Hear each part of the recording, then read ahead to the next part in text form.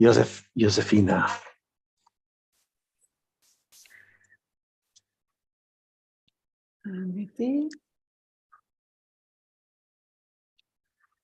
Yeah, people are coming in as we speak. There we go. Hola, Josefina. Santa Cruz.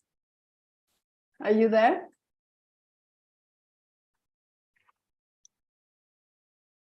Hola, Francis.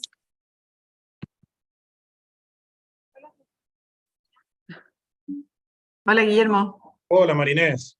Había saludado a Úrsula ya. Hola a todos. Hola, buenos días. Hola, Francis, buenos días, bienvenida. Les comentamos, la charla está a punto de empezar. Les comento que, como otras veces tenemos traducción, la charla va a ser dada en inglés y tenemos traducción al castellano, al español. Así que para acceder tienen que seleccionar en el botón de interpretación el canal del español, por favor.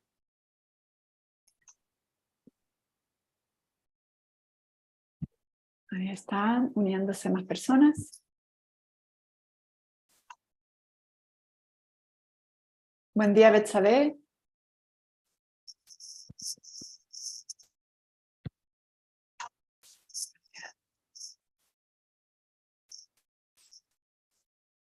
Oh, you have lots of new people joining, which is nice.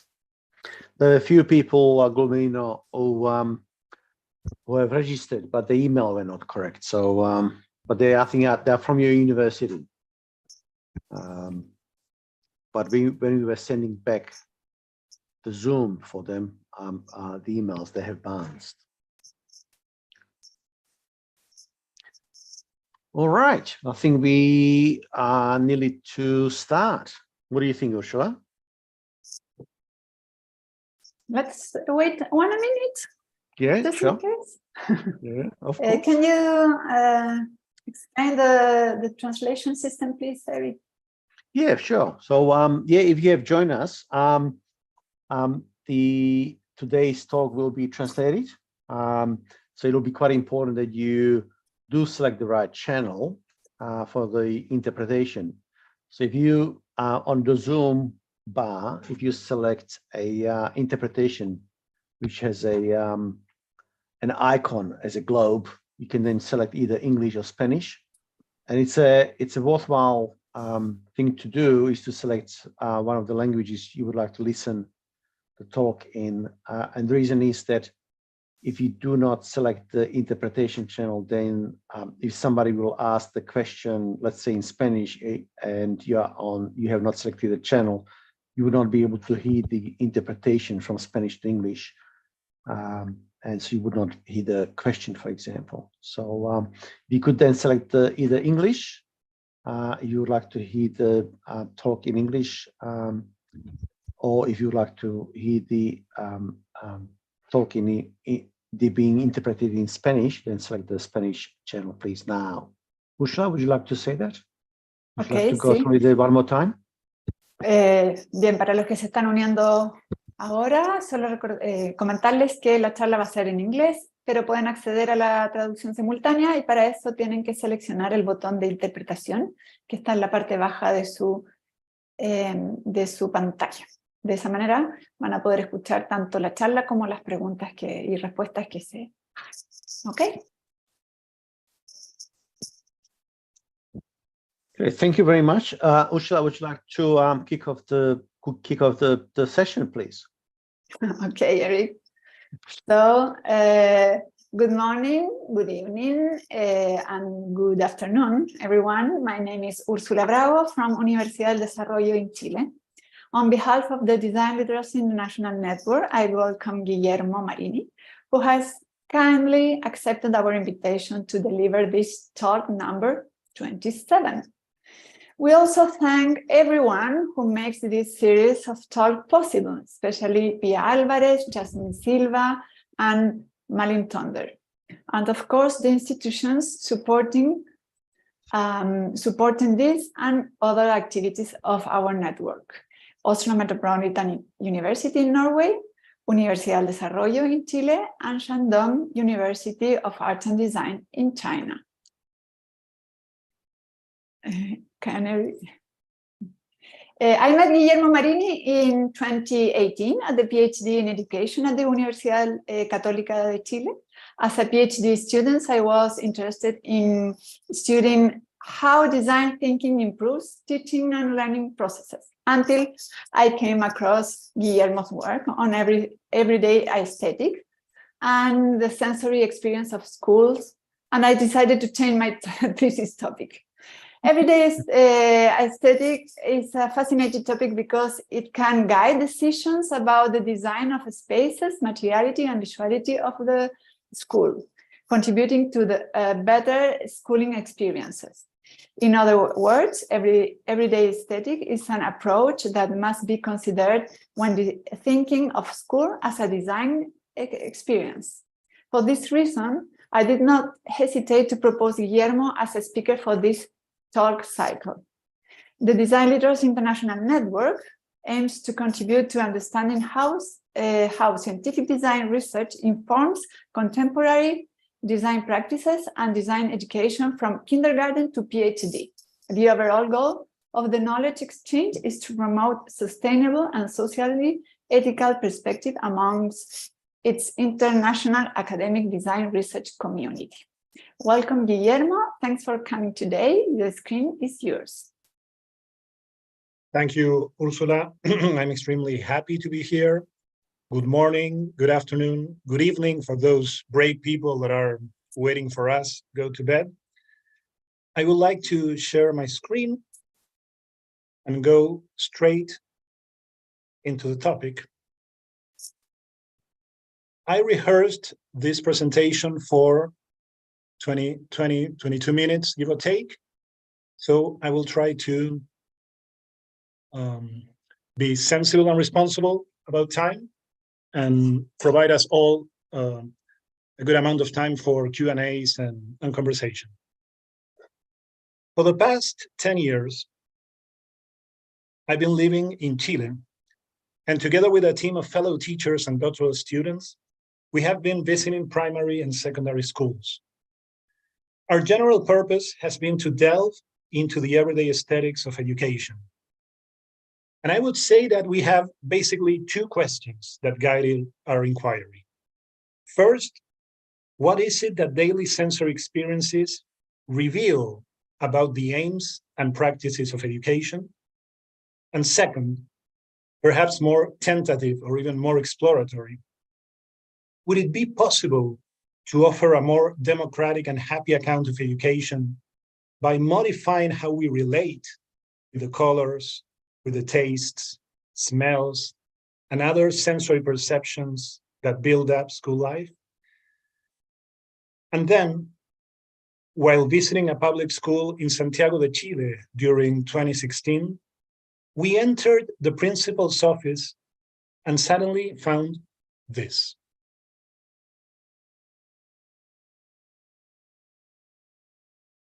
I don't need to say what this is. I have presented this image in the Northern Hemisphere, in the Southern Hemisphere, in the West, in the East. And I feel honestly that it's clear that the shape and structure of a school schedule is something like an education universal of our days. However, beyond the typical approach we might have to schedule, the intuitive understanding of what this is all about, after studying this image in detail and spending months walking along this and other schools, we started realizing about the following. These devices, school schedules, typically take for granted that the fundamental quality students have in common with their classmates is age. The presumption seems to be that students develop homogeneously and that they learn better when they are grouped by age, which eventually ends up encouraging the use of strategies where one size will fit all. School schedules also assume that all students need to learn and approve the same contents exactly at the same rhythm. Usually, there is no room to linger within any specific theme, nor to move forward or spy on the following year's contents. Repetition is prohibited. Students need to start on the same basis, move at the same speed, and complete each stage, always together.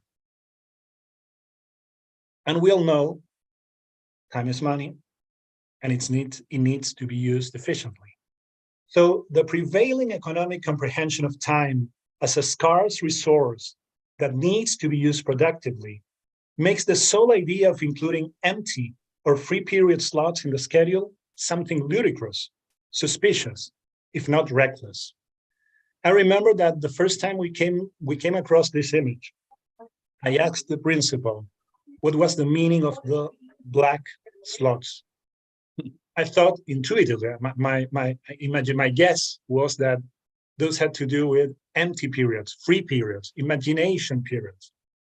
He said, no, Guillermo, those are the days that students leave for home, for their houses earlier. There are no empty slots during instructional time of the week. And part of our research has to do with a continuous study and inquire and delve into the schedules. But parallelly, we kept inquiring. While we kept inquiring about school schedules, we decided to take a look at classrooms. And the basic intuition behind this decision was that schedules were something like metaphors for classrooms, or classrooms metaphors for schedules. This is to say that the way in which schools organize and model time is related to the way classrooms are designed and experienced. What we realized is that even if students spend most of their time in class, typically, it's not easy to develop strong ties with these classroom spaces. Usually, students are given some agency regarding decorations, furniture arrangements, or the inclusion of pets. However, on the very last day of school, classrooms will be sanitized, emptied, and restored to their basic initial form, remaining indifferent to students' identities and sensibilities. It is as if classroom space was borrowed, certainly with the permission to use it, but temporarily. From this perspective, it seems that schools tend to promote transient and rather superficial ownership sensibilities. You are there most of the time during the school year, but those spaces are never completely yours. There is a lingering tradition, or I would say implicit axiom in education, that instructional time benefits from static and indoor exchanges rather than energetic and open-air ones. There is a prevailing dualism in today's 21st century schooling. On the one hand, activities that need to show a productive use of time tend to rely on students sitting down, facing the front, in silence. On the other hand, those playful learning instances that admit walking about, which may include the arts, sports, and even ecological and civic outdoor experiences. And curiously enough, and we are building here on Mexican philosopher Katia Mandoki, we realize that there are minimum necessary movements that remain uncriticized in classroom. What are minimum necessary movements? Not any movement accounts for classroom movements. Typically, students arrive in class, sit, stretch back, lean forward, turn their heads, glimpse back, and repeat these movements until the end of the class, then move out and arrive in the next class. In a Sisyphus-like pantomime, they learn how to stay still without falling asleep, while remaining ignorant of the actual pedagogical purposes behind this physical routine. why is it that we move in these ways, in these specific ways in classrooms, and we are not allowed to use those specific movements outside classrooms? So we had framed during the research new questions, new surprises, new inquiries concerning the relationship between the design, the temporal design of schedules, and the physical correlation of those schedules in classroom movements. So as we look for ideas that might help tackle those conceptual and practical shortcomings, we came across Sakteiki. And personally, I owe the discovery of Sakteiki to philosopher of everyday aesthetics, Yuriko Saito, who taught me about Sakteiki and urged me to read, to go through the ideas behind the temporal design that Sakteiki contains. What's Sakteiki? Well, Sakteiki is the most ancient gardening manual in the world. It was written in the 11th century by Japanese garden designer Tachibana no Toshitsuna. And in the text, Tachibana no Toshitsuna proposes a series of guidelines of design, physical, and pedagogical guidelines that affect and sometimes dictate the temporal unfolding of experience by means of peculiar designs of walkways and bridges in the garden. Saito, reading Sakteiki, says the following about one of the principles of Sakteiki.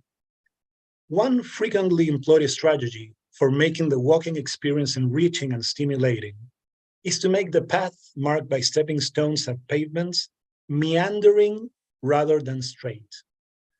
The avoidance of a strictly straight line is an application of the principle suji kaete, changing the axis. The effect of such an arrangement is that the walker is encouraged to pause and slightly alter the direction in the middle of the otherwise straight path or bridge, which provides a different view of the garden. So I'm not sure whether any of the people present in this talk has ever visited a Japanese garden. But one of the typical design decisions that you find in the garden are bridges that look like this. And honestly, 10 years ago, if someone had asked me how to connect the two edges of a pond in a garden, I would have probably said, well, make a straight line, make a straight bridge, a linear path, be efficient with the use of resources. And similarly, if someone had asked me how to make the most of school time, well, I would have probably said, arrange all learning opportunities in regular slots, moving forth. What actually happens when you are about to cross this type of bridge is that you make a pause because it's not easy, it's not intuitive. The guiding of the walkway stops you and forces you to linger and become more conscious of where you are, how your body is walking about, what you are seeing, what you're not seeing. So I would say it's not a matter of cause and effect. It's not that if we intervene and interrupt the time design in schools or the physical shape of classroom with this type of idea, things would suddenly become romantic, perfect, futuristic. But the point is that in providing students and teachers with the opportunity to become more conscious of pause, of lingering experiences, we might learn other ways of going about with time, space, and other ways of moving through school life. While commenting Sakteiki, Yuriko Saito provides another insight into the second principle that the text refers to temporal design. Another design strategy is miega kure, literal meaning, now you see it, now you do not. Miega kure is achieved by intentionally blocking or partially obscuring a scenic view, giving us only hints and glimpses. Anticipating a full view excites us and invites us to proceed. So, again, I'm not sure whether you ever had the gift of visiting a Japanese garden, but one of the strange things, at least for a Westerner like me, that we find in Japanese gardens is that bridges, or some of the bridges in the garden, are extremely high. And I would say more than high, they're steep. So you really need to make a pause in walking about, or else you feel like falling. What this type of bridge design produces is that you get so focused in not falling that the moment that you reach the top of the bridge, you suddenly find an unprecedented view, an unimagined view that was always there at hand, but you were not allowed to see through design. If changing the axis feels like a utopic proposal for present-day education, miegakure, now you see it, now you do not, might look even dangerous. Today, it feels obvious that students need to know in advance what lies ahead of them, that courses' syllabi need to be complete, precise, transparent. What I find problematic about this perspective is that it prevents us from learning through other ways of knowing. For instance, ways of knowing that emerge through surprise, through the unwrapping of experience, by means of navigating uncertainty. And we are reaching the end of this talk, of this motivation. And what I would like to share are two challenges / opportunities that we have found in the last years that are not new. In fact, there's one of them is pretty old, but I would say they contribute to showing the conceptual and practical relevance of taking seriously that the temporal design of education can be different, can be pedagogically sound if made different, and can benefit all students today. The first challenge and opportunity has to do with accentuating and attenuating time. During the 1990s, French researcher Annico Justi proposed a different way of conceiving school time. Instead of using the typical organization with same size, regular time slots, Justi's schedule allows to undergo the attenuation and accentuation of time. Administratively, it only takes 2 teachers that works with the same course throughout the school year. During the first term, the language course will provide more time to slow down, to explore, to choose among many opportunities of the subject. Correspondingly, the maths course will offer less time and students will have to speed up. They will learn how to focus rapidly. They will learn how to concentrate on the spot. And as the time progresses, as the school year progresses, the use of time between these courses will change. It is key to note that such a proposal not only entails an administrative decision. Fundamentally, what this does is provides a pedagogical commitment that recognizes and cherishes alternative ways of perceiving and working with time.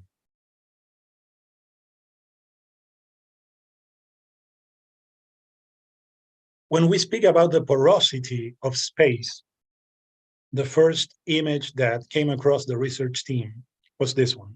It's not the only one, but this was the key picture that we found. Built in the 1930s, this school by Austrian architect Richard Neutra challenges the traditional inside-outside distinction. By installing a sliding door on the side that leads to a small garden, this classroom challenges the understanding of space as something that is either internal or external. This simple and inexpensive metal and glass door allows students and teachers to move freely between human and non-human environments, favoring the experience of space as a porous relationship. For example, by multiplying the amount of physical space that is available for instructional use, this open classroom permits other temporal experiences in class, such as walking about or watching the natural change of plants as seasons goes by. 19 minutes. I kept my promise. So I will stop the presentation right here. And let's talk. Well, it's really interesting. And if you don't mind, I'll start first. I mean, my first kind of question would be about the example of the French example you provided. Was it ever implemented? Was it working? Was it put in practice? Yes, Eric. There is a book online that comments on the implementation of this practice. What I guess is that it never touched base. It never became a national policy, and it was not famous among practitioners. I'm not sure why, but my guess is that we teachers are extremely conservative in the way we organize time. So a proposal like an ethos justice one would imply changing our relationships with colleagues, with students, and obviously with time in school.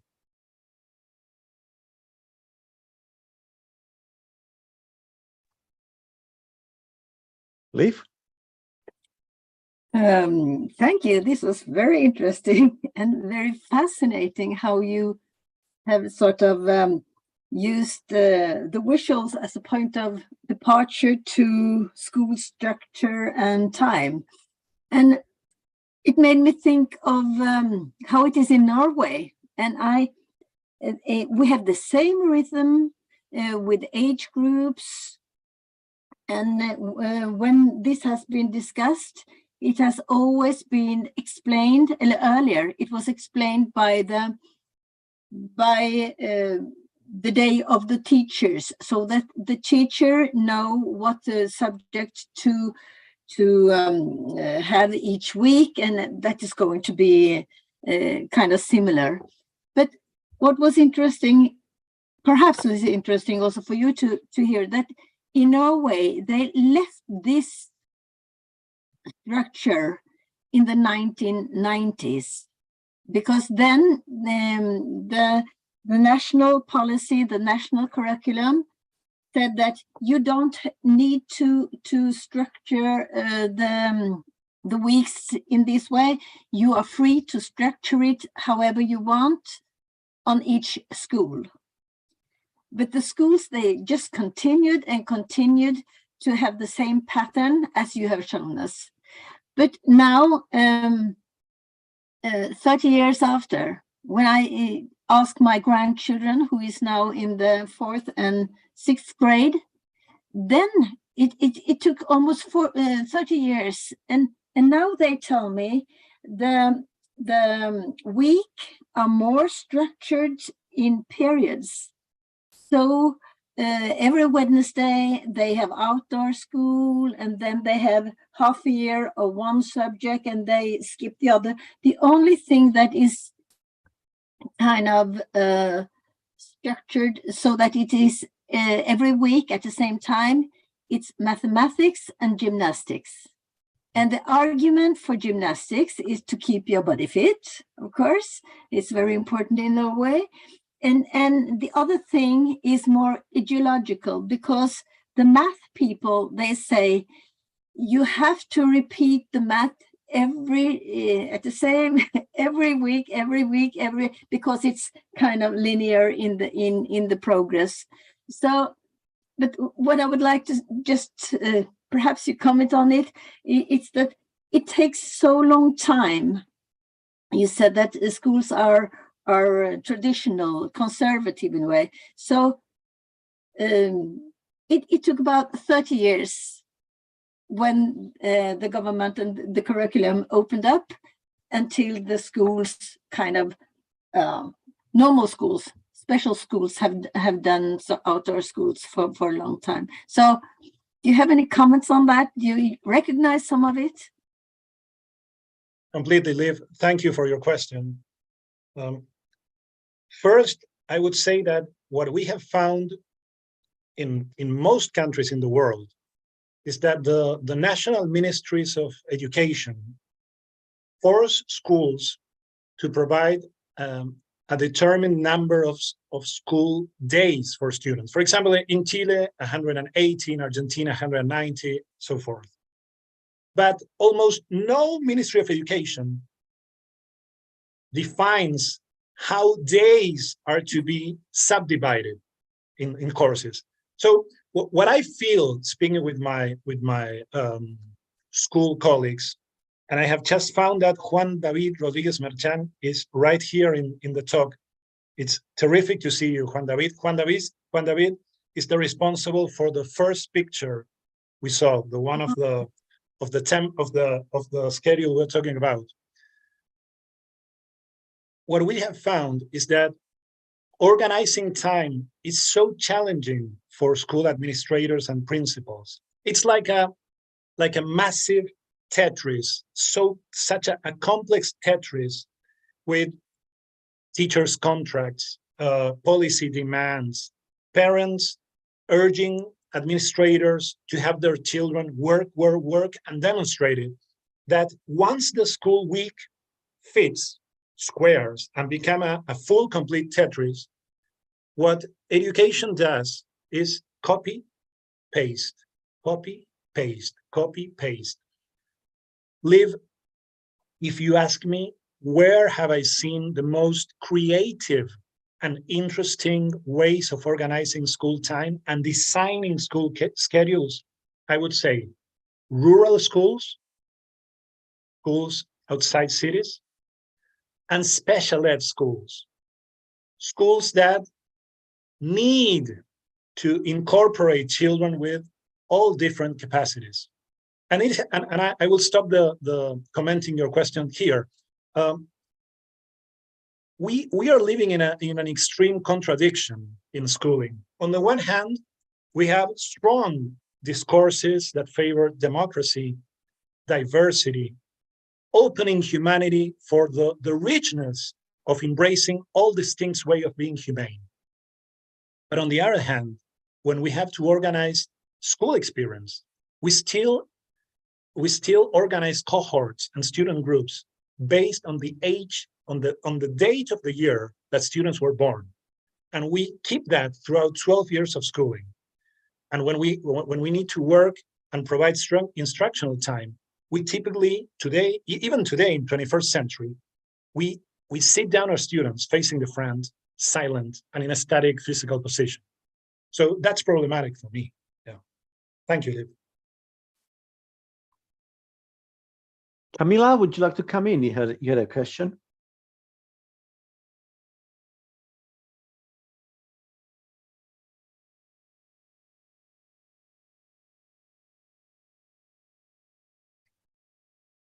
Would you like to unmute yourself, Camila?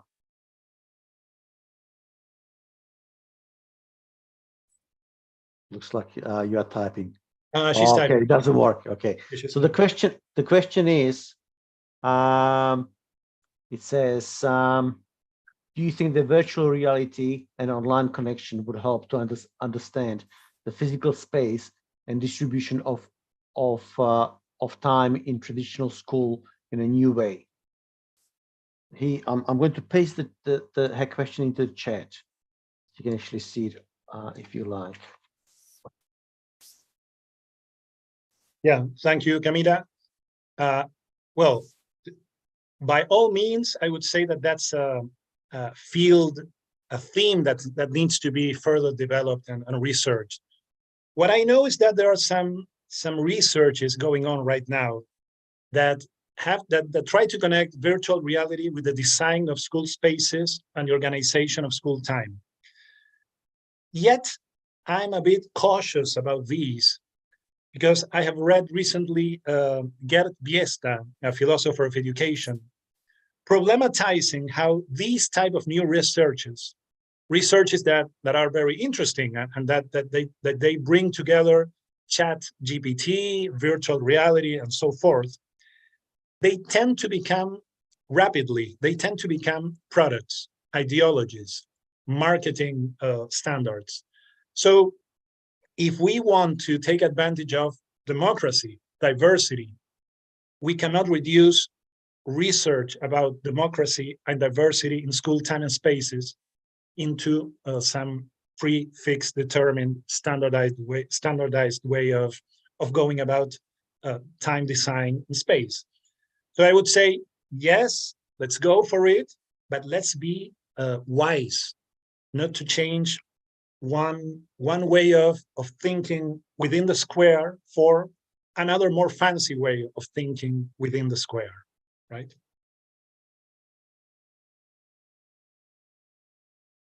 The next question is from Josefina. Josefina, would you like to ask your question, please?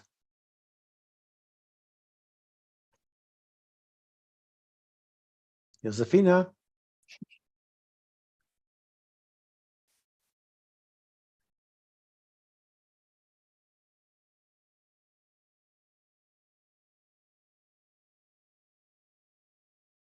I'm not sure. Anyhow, the question is, Guillermo, did you find some implications of these principles in Japanese public schools or other Japanese indoor spaces? No, that's from Juan Carlos. Sorry.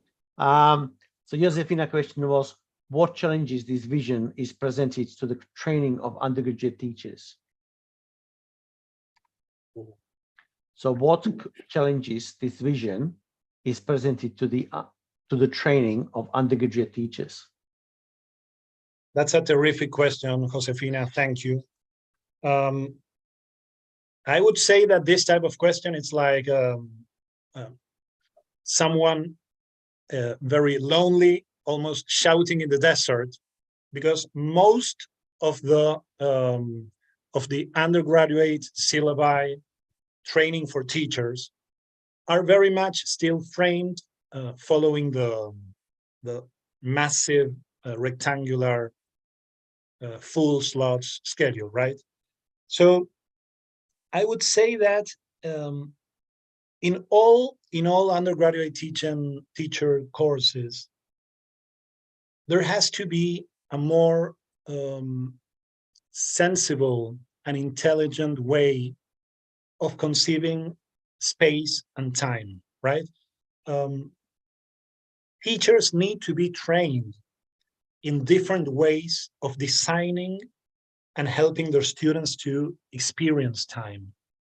And I would very much say, honestly, that teachers have only one way of teaching their course, right? Of organizing their objectives, of providing their lessons and assessing them. It's usually we teach in the ways we have learned to learn. So, Josefina, I would say we need to, as university professors, we need to tackle the design of time, of the experiences of time in universities and in schools by means of research, and by means of truly recognizing that the design of time is a key capacity in 21st century schooling. We need to research this. We need to publish, fund, and create talks and events like this one, where the materiality, the relevance, the pedagogical impact of the design of time becomes real, and we become conscious of the responsibility we have as teachers in providing our students with fresh approaches to time. Juan Carlos, would you like to come in to ask your question, please?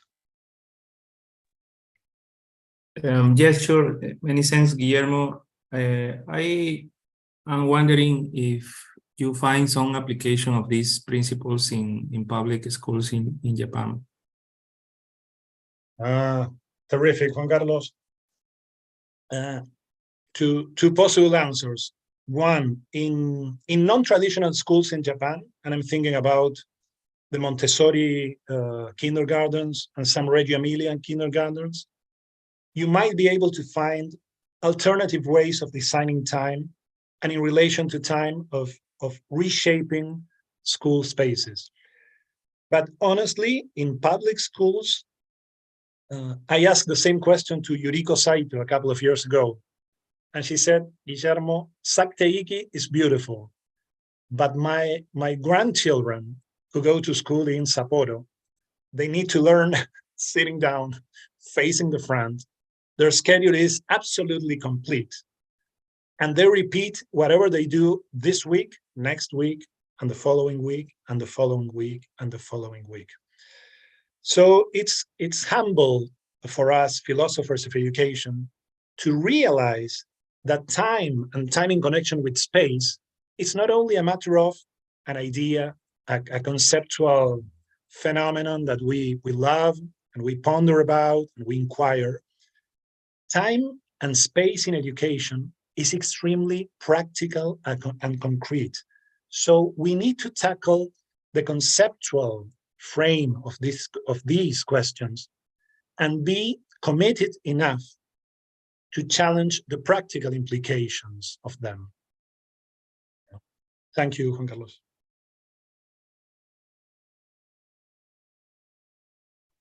I just wonder, I mean, I have a question. It's about if you think about time and you think about how much, you know, the idea of how much time you have to give to something, to learn something. And especially that is like a book about, you know, 10,000 hours. If you dedicate 10,000 hours to something, you become a master of a practice, okay? So there's a finite time to a given practice.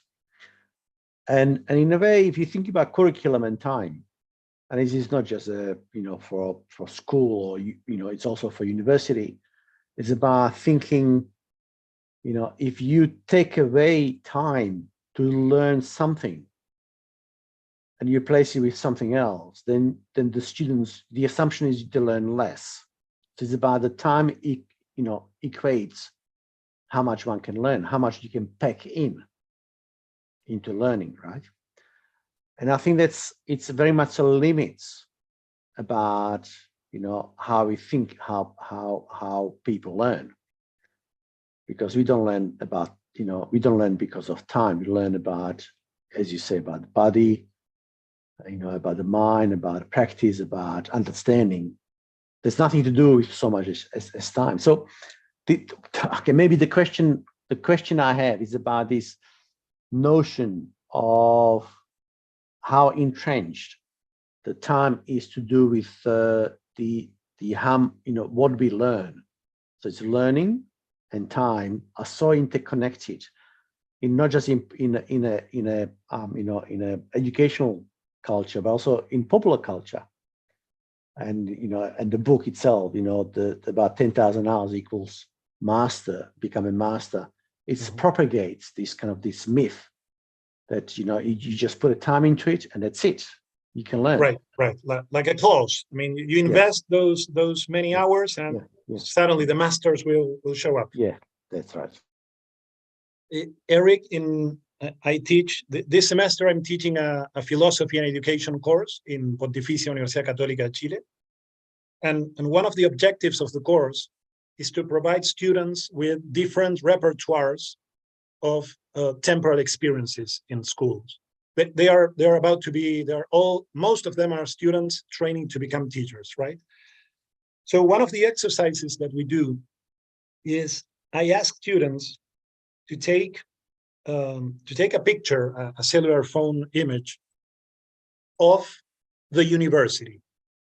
But the trick is this one. I asked them to take a picture of the university, imagining that they will have to present it to an ET, an alien, an extraterrestrial being, someone who doesn't live in the planet Earth, who has never gone to university, who knows nothing about education, curriculum, time, whatever, so forth. So after the initial surprise, students spend like an hour walking about the campus and taking pictures.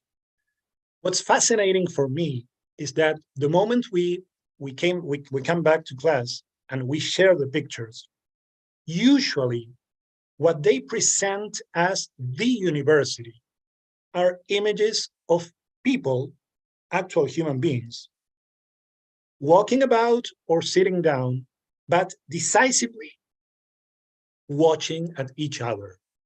They are doing something face to face. Some of them look like having a terrific time, right? They are like stretching on the grass, watching the clouds, like having a fantastic supper nap after a huge barbecue. Some of them look like discussing a text or having an academic conversation. Other groups of these images are like friends walking about. But again, what's decisive in their images they produce of what a university looks like for an alien is people working together, doing something in common. And I would say that this presents a big gap to the way we usually organize space and time in education, because even today in my School of Ed, we have desks that are stuck to the ground. And if I ask my own students to work in groups, right, they cannot. Well, they will end up with their necks like Frankenstein. So I would say that it's not a matter of creating new strategies that will replace the myth of the 10,000 hours. But as a philosopher, I would invite people to return to the basics of human experience, where we gather together with people we don't know, with people we are forced to work with, something beautiful that the school does. It forces us to work with people probably we would have never worked with at home, and do something together. And in doing that something together with people we didn't know before, well, matters of democratic dialogue, ways of learning how to relate to others in the way we see, we watch them, different ways of organizing space and time, my guess is they will show up, they will emerge. Thank you, Eric. Oh, great. So we have a question from Ursula, and then we have a Maria Ines. Thank you, Eric. So, Guillermo, how do you think how visual artifacts can guide other temporalities in a school? Well, Ursula, I would say that's part of the doctoral research. So I believe you're very much entitled to an answer that I'm myself. But you know, and we all know, that one of the key traits of visual artifacts that organize time in schools is that usually they are fixed, they're static. And once you have these color rectangular slots on the wall, we tend not to move them. So perhaps, and here I'm just playing, I'm speaking aloud, it would be interesting to have different ways, different designs that are more dynamic, more flexible in their shape and design. And I have never seen this in my life, not in research, but it would be interesting to ask students, look how revolutionary I am right now. Ask students which are the courses that they would like to take when during the week. And in here, I guess that justice research concerning accentuation and attenuation would be a good foot on the door to have an academic and serious conversation with parents and policymakers, right? Not to sound extremely hippie, that we will ask students to reorganize the schedule, but what if we ask students and parents and teachers also, having to do with their, from the point of view of their experiences, which are the courses in relation to the moments of the year that would benefit from a more accentuated approach and from a less accentuated or attenuated approach, right? Thank you, Ursula. Thank you, Eric. Thank you, Guillermo. Maria Inés, would you like to ask your question, please? Sí, pero la voy a hacer en español. Guillermo puede luego explicar. Muchas gracias, Guillermo, por la presentación. Sí, yo justamente quería plantearte este punto más revolucionario que has comentado respecto de preguntarle al estudiante. Mi inquietud es cómo se integra en la mirada de pensar el aula como un dispositivo para la formación. ¿Cómo integramos lo que el alumno busca como método de aprendizaje? Los alumnos pasan todos sus años, los más chicos es más fácil pautearles el día, pero los más grandes ya tienen sus propias inquietudes. Y Joaquín Moreno presentó la semana pasada en Arquitectura de la Católica una exposición que se llama El aula adolescente, no sé si la pudieron ver, muy interesante, de la mirada de los adolescentes del aula post-pandemia. Y entonces, ¿cómo nos planteamos esta aula donde ya la pandemia hizo surgir la necesidad del contacto social, la necesidad de la interacción, y no solo de la formación lectiva? El aula tiene otro deber ser hoy día, algo que antes sucedía solamente en los patios. Tú lo comentabas, caminando en los patios, y nosotros mismos lo hacemos mucho en nuestros proyectos, fomentar ese uso fuera de la sala, pero ¿cómo nos hacemos cargo dentro de la sala de esa necesaria interacción y de esa necesaria formación entre estudiantes? Eso. Gracias, Marinés. Thank you. That's a massive question. What I can think about on the spot is about an American researcher, Linda Darling Hammond, who works in California. And right after the COVID pandemic, California suffered, well, what all school systems suffer in the world, right? Students were going back to school, the violence came up, there were massive problems concerning school climate. And what Darling Hammond proposed and was implemented and was successful, indeed successful, was that students who have had a terrible time during the pandemic would benefit from developing stronger ties with their classmates and with their school spaces. So instead of changing their class by the end of the year, Darling Hammond proposed minimizing transitions to maximize relationships, right? That's the political name of the policy.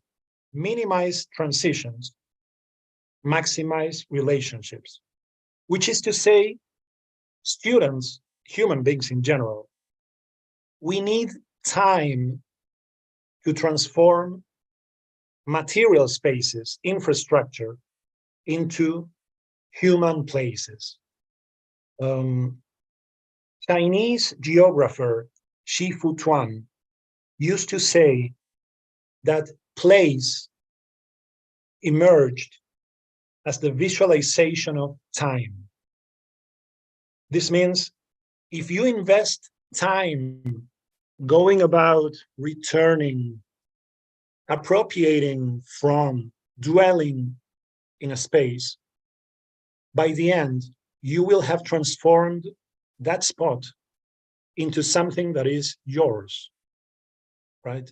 A house into a home, an educational facility into your school.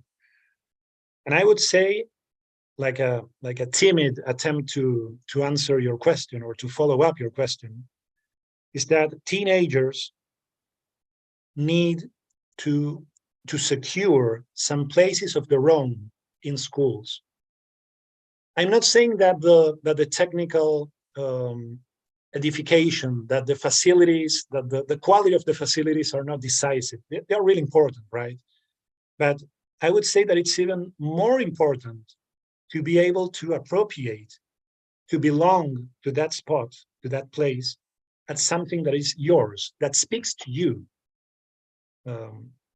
like a metaphor of your own personal identity, but in these times, especially these times, as a metaphor of the kind of social and political project that your school and your society hopes for future generations, right?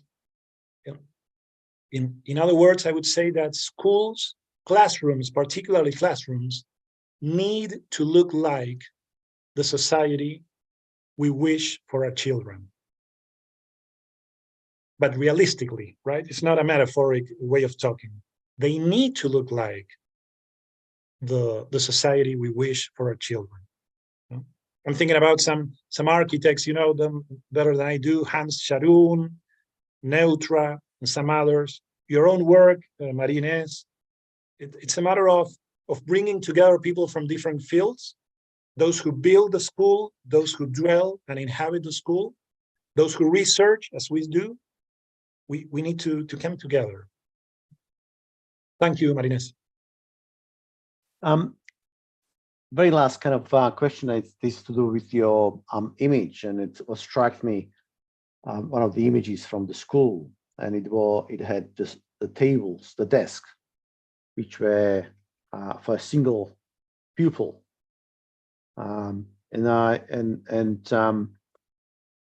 do you kind of understand why are those desks designed? Because you're talking about society, you talk about, you know, you want to have the schools to be, you know, for children, what you would like society to look like. Why those desks then individually designed with only one person sits at the desk? Well, that's one of my points in being intelligent and prudent, not to change one ideology with another. I understand that some students need to work by themselves for most of the week. I understand that some people get along easily with groups. I understand that people work better outside, inside, in the evening, in the morning. I think we all understand this. The problem is that when the school system, let's think about this. The educational system that modernity has crafted and created to make the most out of human culture, in communicating human culture, the best of human culture for posterity. The problem is when this system reduces temporal and spatial experience to just one model of sitting about and staring to the front. That's problematic. That's problematic. I mean, single student desks are not wrong. They're not a sin. They're not diabolical. The problem is that when we teach students explicitly that is the only way to work about, well, that's not humane. That's not democratic. That's not, let's be honest, that's not intelligent or even wise. I think that was a really good finish to the talk, and thank you so much for people asking questions and you know, for very thoughtful answers. Liv, would you like to wrap up? Liv. Yes. I'm glad to. This was very interesting, Guillermo. I loved both your visualization of the school culture and how you have answered all the questions about schooling and use of time. And it's fascinating, and I have enjoyed all the questions. I of course enjoyed your presentation. So all the best luck for you for your research. So thank you very much. I think, Ursula, we have also something to say about the next presentation, the May presentation. Yes, the next, a ver, no lo tengo acá. Eric, Eric, can you help me please with the next presentation? Yeah, the next presentation is by Delane Wanda. She's in Catholic University in Washington, D.C., and she'll be presenting a model she calls Think, and it's about how to educate a future design, technology, and arts teachers to be more student-centered, so that when they go to teach, they're more student-centered. So, hopefully we'll hear some of the issues around timing in that presentation, but it will be about the model that she has introduced into her master degree while training design arts teachers to enter the workforces. So there will be a next month on the first Tuesday, and we're looking forward to seeing you there. And it was really good talk, and hopefully we'll be able to get you back sometimes in the future, because I have more questions, and I can imagine, so it will be maybe quite interesting discussions, because it's about, I guess, thinking about not just the education time, and education, but it's also thinking actually how time fits into, for example, if you think of consumers, taking up new products or services, and in order to, let's say, learn how to use a banking service, you need time. You need to kind of understand how to use it, and so you can actually take many of your ideas that you just presented from the schooling into day-to-day, practices people do, and how they incorporate new technologies or new services, and how time plays an important part, to that, for example. But I'm not sure if that's something that you might consider to venture into. Guillermo? Thank you very much. Thank you very much for the invitation. Okay. I got distracted reading the comments. People. That's okay. It seems people are happy with the conversation. There was a one final question by Juan David Rodriguez Merchan. Okay. The person, the responsible for very much of the images and the thought that we shared here. He says, if it's not the criteria, if efficiency is not the criteria, which would be a competitive criteria for challenging the way we understand time in schools, right? If we had to swap efficiency for another criteria that would look marketable or interesting for, I would say, policymakers and families, which would be? And Juan David, I guess that dialogue, democracy, and concrete respect for diversity would be very much more interesting than efficiency as regards as a concrete criteria, right? The good thing about it is that we have a lot of work to do and much research to produce. Thank you. I mean, I think you mentioned last time that Juan David, he's practicing as a teacher. Is that correct? He's a teacher. So my question then would be, he asked this question. My question for him would be, what is he doing about it as a teacher, as a practicing teacher? Why don't we bring him in? Juan David, show your colors. I know you are in Colombia. I know you're thinking about these. You have been thinking about these for some years now. What are you doing in class? ¿En español? Hi, Guillermo. Hi, everyone. My English is not too good, but I'm now a school teacher, a philosophy teacher, and now I feel challenging.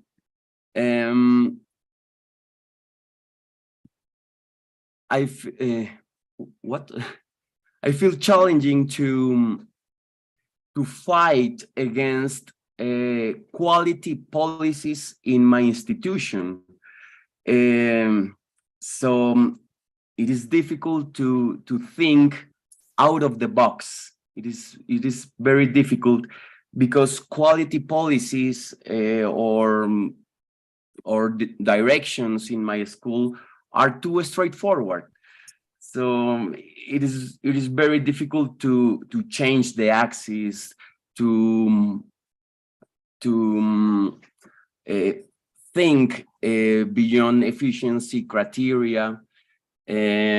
So I am trying to do my best with my students and try to read and try to bring to my classes research to understand how to challenge the way we used to think time. So this is what I say now.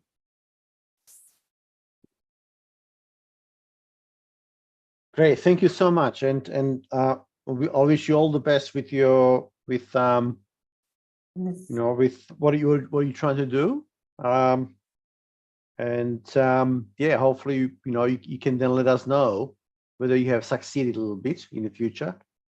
I hope you will, but it's very difficult. It's very difficult, and it's not just with the schools, but also universities. So I think, Guillermo, I think you've opened lots of possibilities for us. So I think we'll close the session for today. It was very good, and I think that yeah, it will be worthwhile, I think, to discuss the time and the implications to education and how we think about time in the future. So thank you very much, Ursula, for arranging this, and we'll see you next week.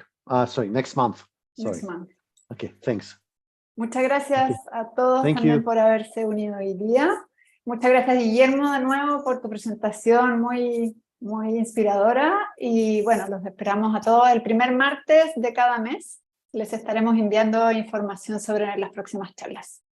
Un abrazo y que tengan una gran semana.